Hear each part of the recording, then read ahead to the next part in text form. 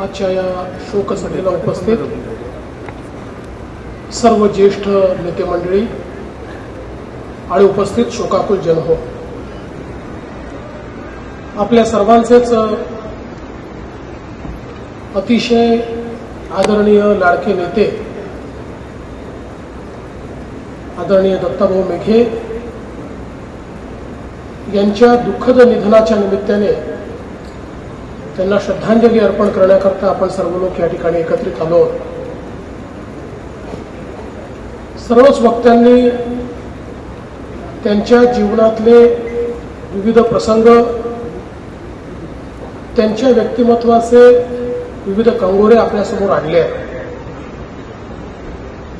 खऱ्या अर्थानं जनसामान्यांचा नेता, बहुजनांचा नेता, गोरगरिबांचा नेता अशी विविध भूषणं ज्यांना देता येतील असे दत्ताभाऊ होते. अतिशय गरिबीतनं आपल्या जीवनाची सुरुवात करत स्वतःच्या कर्तृत्वाने आपल्या पायावर उभा राहिलेला हा नेता होता.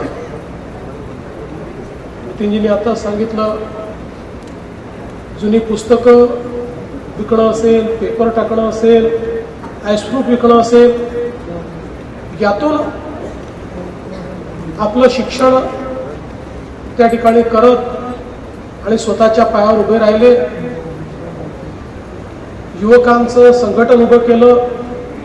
युवा नेते म्हणून विविध आंदोलनांच्या माध्यमातून एक आपली प्रतिमा उभी केली आणि त्यातूनच त्यांचा मोठा राजकीय प्रवास हा सुरू झालेला आपण बघितला, जो सातत्याने कधी मंत्री, कधी आमदार, कधी खासदार, कधी राज्यसभेचे सदस्य अशा विविध सभागृहांमध्ये काम करताना आपण सर्वांनी त्यांना बघितलं.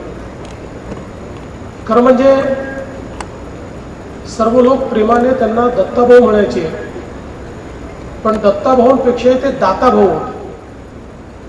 असा दाता हा आपल्याला कधीच पाहायला मिळणार नाही. कोणाचंही दुःख हे आपलं दुःख समजून त्याच्या पाठीशी उभं राहायचं आणि जमेल तेवढी मदत त्या व्यक्तीला करायची, ही दत्ताभाऊंची खऱ्या अर्थानं त्या ठिकाणी ओळख होती.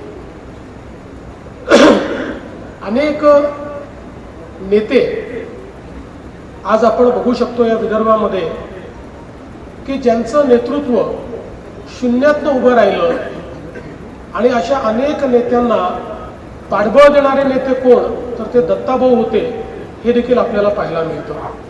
त्यामुळे सामान्यातल्या सामान्य कार्यकर्त्याला हेरून त्याच्या पाठीशी उभं राहायचं, त्याला सर्वोत्तरी मदत करायची आणि त्याला नेता बनवायचं, अशा पद्धतीनं दत्ताभाऊंचं कार्य चालायचं. आणि आपल्या सगळ्यांना माहिती आहे की त्यांच्या दातृत्वाबद्दल सर्वांनी सांगितलं.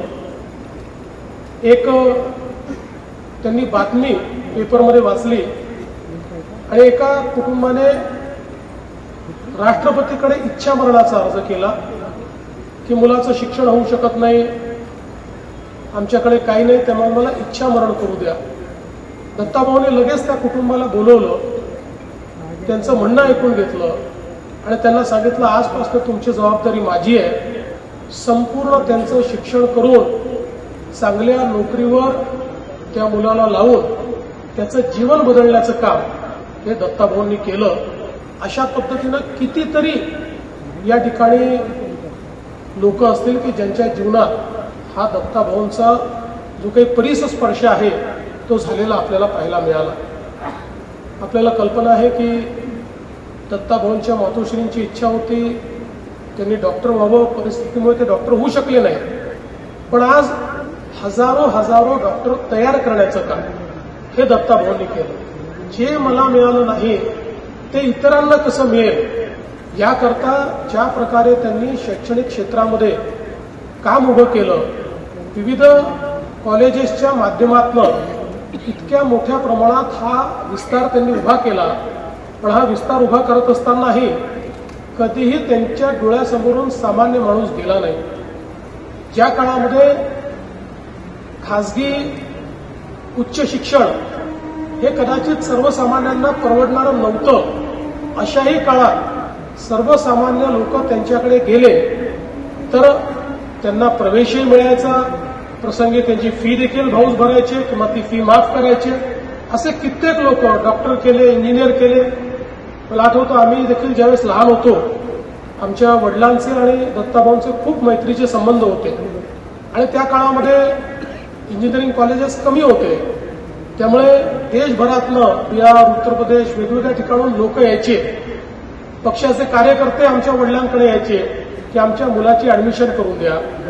त्या काळात वडील दत्ताभाऊंना विनंती करायचे आणि कुठलेही त्या ठिकाणी कारण न सांगता जे लोक बाहेरून यायचे त्या सगळ्यांचे प्रवेश दत्ताभाऊ करायचे. त्यांना फीमध्ये कन्सेशन मागितलं तर ते कन्सेशन द्यायचे. त्यांनी कधीही व्यवसाय म्हणून याच्याकडे पाहिलं नाही, सेवा म्हणून बघितलं. आणि म्हणून आज आपण बघतो की या सगळ्या संस्था उभ्या करत असताना गुणवत्तेशी कुठलीही त्या ठिकाणी कुठलेही कॉम्प्रोमाइज हे कधी दत्ताभाऊंनी केलं नाही. जे जगात उत्तम आहे ते माझ्या संस्थांमध्ये असलं पाहिजे अशा पद्धतीनं या सगळ्या संस्था त्यांनी चालवल्या. त्या ठिकाणी तिरुपती बँक असेल, सुतगिरणी असेल, प्रत्येक क्षेत्रामध्ये आरोग्याचं क्षेत्र, सहकाराचं क्षेत्र, शिक्षणाचं क्षेत्र, प्रत्येक क्षेत्रामध्ये आपला विस्तार हा गुणवत्तापूर्ण कसा होईल असाच प्रयत्न सातत्याने दत्ताभाऊंनी केला. आणि म्हणूनच मला असं वाटतं की आज आपण ज्यावेळेस मागे वळून पाहतो त्यावेळी अशा प्रकारचे नेते आपल्याला फार कमी दिसतात. इतका दिलदारपणा, एक प्रकारे मला असं वाटतं की दत्ताभाऊ कदाचित राजकीय विरोधक त्यांचे अनेक असू शकतात पण वैयक्तिक दत्ताभाऊंचा विरोधक कधीच कोणी राहिला नाही. किंबहुना त्यांनी सर्वांची आपली मैत्री जपली आणि आपल्या स्वतःच्या स्पर्शाने ती जपली, आपल्या स्वतःच्या आउटरीचने ती जपली. हे त्यांचं मोठेपण होतं. आणि म्हणूनच जसं नितीनजींनी सांगितलं की पवार साहेबांना ते खूप आपल्या जीवनामध्ये प्रमुख मानायचे. किंबहुना पवार साहेबांनी त्यांच्या संपूर्ण वाटचालीमध्ये एक मोलाचा वाटा त्या ठिकाणी ठेवला. पण त्याच वेळी तेवढंच त्यांचं प्रेम, त्यांची मैत्री ही नितीनजींसोबत होती. किंबहुना नितीनजी तर त्यांच्या परिवारातले घटक म्हणूनच त्या ठिकाणी त्यांचे आणि मेघे साहेबांचे संबंध राहिले. आणि मला असं वाटतं की ही जी काही संबंध जपणे, ही जी काही मेघे साहेबांची हातोटी होती, या विदर्भातल्या कुठल्याही जिल्ह्यात, कुठल्याही तालुक्यात आपण जर गेलो तरी देखील मेघे साहेबांना मानणारे, मेघे साहेबांवर प्रेम करणारे किंवा कुठेतरी मेघे साहेबांचा स्पर्श झालेले असे अनेक कार्यकर्ते आणि नेते सगळ्या पक्षांमध्ये आपल्याला दिसतात. म्हणजे एकाच पक्षात नाही तर वेगवेगळ्या पक्षात मेघे साहेबांनी तयार केलेले कार्यकर्ते आपल्याला पाहायला मिळतात आणि त्यांच्याशी तेवढ्याच प्रेमपूर्वक संबंध हे मेघे साहेबांनी जपलेले देखील आपल्याला पाहायला मिळतात. आणि म्हणूनच खऱ्या अर्थानं आपण अनेक वेळा राजकारणामध्ये अनेक लोकांना लोकनेते असं म्हटलं जातं. त्यातले काही असतात, काही नसतातही. काही लोक स्वतःला लोकनेता हे बिरुद लावून देतात. पण या विदर्भामध्ये जर खऱ्या अर्थानं अलीकडच्या काळामध्ये लोकनेता म्हणून कोणाला संबोधायचं असं जर कोणी म्हटलं तर निश्चितपणे मेघे साहेबांना लोकनेता म्हणून संबोधता येईल.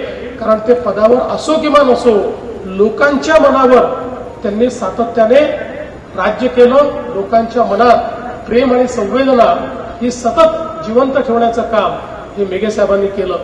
आज खरोखर या गोष्टीचं समाधान आहे की मेघे साहेबांचेच सर्व गुण घेऊन आणि त्यांच्यासारखी कार्यप्रणाली घेऊन या ठिकाणी सागर भाऊ आणि समीर भाऊ काम करतायत, त्यांचं कुटुंब काम करताय. अलीकडच्या काळामध्ये नितीनजींनी उल्लेख केला, ज्येष्ठ नागरिकांकरता असेल, अनाथांकरता असेल, समाजातले जे वंचित आहेत त्यांच्याकरता व्यवस्था उभ्या करायच्या, ही जी काही शिकवण मेघे साहेबांनी दिलेली आहे, मला विश्वास आहे की ती शिकवण त्यांचा परिवार पुढे देखील निश्चितपणे अशाच पद्धतीनं देईल आणि त्यांचं जे नाव आहे ते नाव अशाच पद्धतीनं त्या ठिकाणी समाजामध्ये अमर करण्याचं काम यापुढेही कुटुंब चालवेल, याबद्दल माझ्या मनात कुठलीही शंका नाही. आजच आता नितीनजींनी सांगितलं त्याप्रमाणे अतिशय लवकरच नितीनजी आम्ही सगळे आपल्या सगळ्या या ठिकाणच्या नेते मंडळींची आणि कुटुंबाशी चर्चा करून त्यांची 2 स्मारकं, एक वर्धेमध्ये आणि एक नागपूरमध्ये, एक अतिशय त्यांच्या स्टेचरला, त्यांच्या संपूर्ण कर्तृत्वाला त्या ठिकाणी दर्शवणारी अशा प्रकारची स्मारकं ही त्यांची आपण लवकरात लवकर या ठिकाणी निर्माण करू. खरं म्हणजे त्यांनी त्यांची जिवंत स्मारकं इतकी तयार केलेली आहेत की जीवनभर ती स्मारकं देखील लोकांची सेवा करत लोकांना प्रेरणा देत राहतील. पण त्यांचं जीवन हे आपल्या सर्वांपर्यंत पोचत राहिलं पाहिजे. त्यातनं राजकारणामध्ये कशा पद्धतीनं माणसाने काम केलं पाहिजे याची प्रेरणा आपल्याला मिळत राहिली पाहिजे. या दृष्टीने निश्चितपणे आपण तशा पद्धतीचं साजेसं स्मारक तयार करू हा विश्वास या निमित्ताने व्यक्त करतो. आपल्या सर्वांच्या वतीनं, महाराष्ट्राच्या 14 कोटी जनतेच्या वतीने मी स्वर्गीय दत्ताभाऊ मेघे यांना विनम्र श्रद्धांजली या ठिकाणी अर्पण करतो. आणि आपल्या सगळ्यांवरच एक प्रकारे हा आघात आहे, कारण माझ्यासहित आपल्या सगळ्यांचे अतिशय वैयक्तिक संबंध त्यांच्याशी होते. अत्यंत प्रेमाने एखाद्या वडिलांप्रमाणे आपल्या सर्वांना जपणारे दत्ताभाऊ होते. त्यामुळे आपल्या सर्वांवर तर हे दुःख आहेच, पण कुटुंबावर हे सर्वात मोठं दुःख आहे. त्यामुळे ईश्वराने हे दुःख सहन करण्याची या ठिकाणी शक्ती कुटुंबाला द्यावी अशी ईश्वरचरणी प्रार्थना करतो. आणि पुन्हा एकदा त्यांना श्रद्धांजली वाहून माझे 2 शब्द संपवतो. ओम शांती शांती शांती. एबीपी माझा, उघडा डोळे बघा नीट.